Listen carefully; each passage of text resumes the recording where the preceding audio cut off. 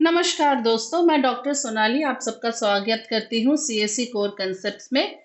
पिछले वीडियो में हमने पढ़ा था कि किस तरह से एक इनफिक्स एक्सप्रेशन को प्रीफिक्स में कन्वर्ट कर सकते हैं, जिसके मैंने आपको दो तरीके बताए थे। एक है रेगुलर एक्सप्रेशन को कन्वर्शन करना और दूसरा होता है एक्सप्रेशन को आप रिवर्स करके पोस्टफिक्स में कन्वर्ट करके फिर आप उसको रिवर्स कर सकते हैं। तो हालांकि जिसी भी तरह से आपने उसे प्रीफिक्स में कन्वर्ट किया हो, तो अब हम इस वीडियो में सीखेंगे किस तरह से एक प्रीफिक्स एक्सप्रेशन को सॉल्व किया जाता है। जब भी कोई एक्सप्रेशन प्रीफिक्स फॉर्म में होता है तो वो किस तरह का होगा। आप देखिए, मान लीजिए कि मेरे पास एक एक्सप्रेशन है प्लस ए बी। ठीक है, सो ये जो प्लस ए बी, ठीक है, अब ये एक्सप्रेशन प्रीफिक्स में है और मुझे इसे सॉल्व करना है। अब क्योंकि यहाँ एक ही ऑपरेटर है, दो ऑपरेंड है, काफी मुश्किल नहीं है आपके लिए, ए प्लस बी समझ में आपको आ जाएगा और आप कर भी लेंगे। लेकिन जब हमारे पास मल्टीपल ऑपरेटर्स और ऑपरेंड्स होता है तो तब समझना मुश्किल है कि कौन से ऑपरेटर को कहाँ और कौन से ऑपरेंड्स के बीच में यूज करना है। तो चलिए देखते हैं पहले इसके रूल्स क्या है। तो पहली बात तो ये है कि प्रीफिक्स में हमेशा आप राइट से लेके लेफ्ट तक स्कैन करेंगे। अब स्कैनिंग के दौरान आपको ऑपरेंड्स मिल सकते हैं या तो ऑपरेटर्स मिलेंगे, क्योंकि जब हम कन्वर्जन करते हैं इनफिक्स टू पोस्टफिक्स या प्रीफिक्स में तो हमारे राइट और लेफ्ट पैरेंथेसिस एलिमिनेट हो चुके होते हैं, तो उनकी कोई गुंजाइश नहीं है। तो चलिए, अब हमने जब स्कैन करते हैं तो हमें पहले ऑपरेंड मिला। जब हमें कोई ऑपरेंड मिलता है जैसे 1 2 ए बी, तो हम उसे क्या करेंगे, सिंपली स्टैक में पुश कर देंगे। अगर मुझे ऑपरेटर मिला, अब ऑपरेटर में भी दो तरह के ऑपरेटर है, एक सारे ऑपरेटर और एक नॉट। नॉट ऑपरेटर की खासियत क्या है कि उसके लिए सिर्फ एक ही ऑपरेंड की जरूरत होती है। नॉट है लॉजिकल ऑपरेटर, सो हम लोग लिखते हैं ना नॉट ऑफ ए, बस उसके लिए एक ही ऑपरेंड की जरूरत है। बाकी सारे ऑपरेटर्स के लिए आपको दो ऑपरेंड्स की जरूरत होती है। तो अगर आपका ऑपरेंड नॉट नहीं है ऑपरेटर, तो आप क्या करोगे, आप दो एलिमेंट्स को स्टैक में से पुश पॉप आउट करोगे, जो भी ऑपरेटर है उससे इवैल्यूएट करोगे और फिर आप उन्हें पुश कर दोगे स्टैक में। ठीक है, आंसर को इवैल्यूएट करके आंसर को आप स्टैक में पुश करेंगे।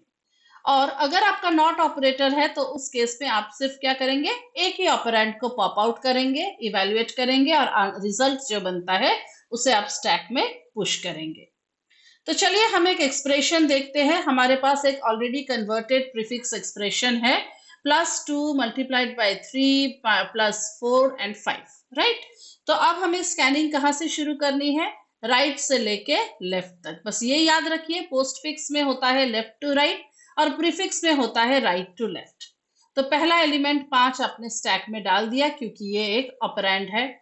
नेक्स्ट है 4 को भी आपने डाल दिया, हालांकि आप इस तरह से डालेंगे, ठीक है, 4 5 के ऊपर आएगा।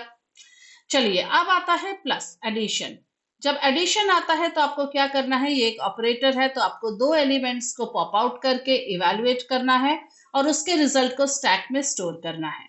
तो 5 + 4 = 9 एंड 9 को आप स्टैक में डाल दीजिए फिर से। उसके बाद आपको मिलता है 3, तो आप 3 को स्टैक में ऊपर डालिए।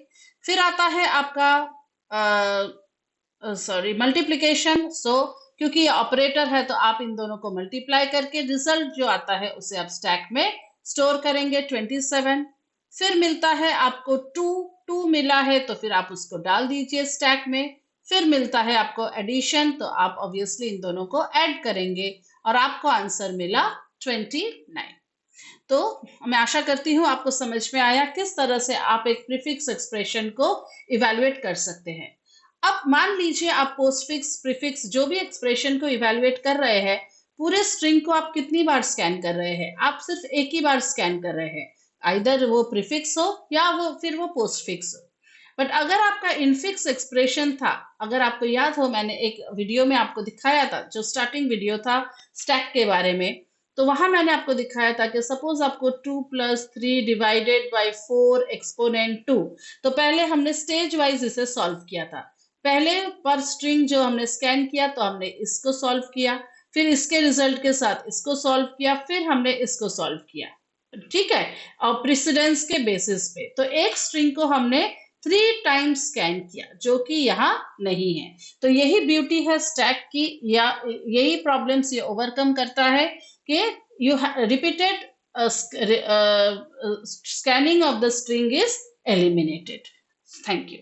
So अगर आपको समझ में आया हो तो आप जरूर से यही एक्सप्रेशन को सॉल्व कीजिए अपने आप इसी तरीके से, और आप मुझे इसका रिजल्ट जरूर से कमेंट सेक्शन में लिख के बताइए।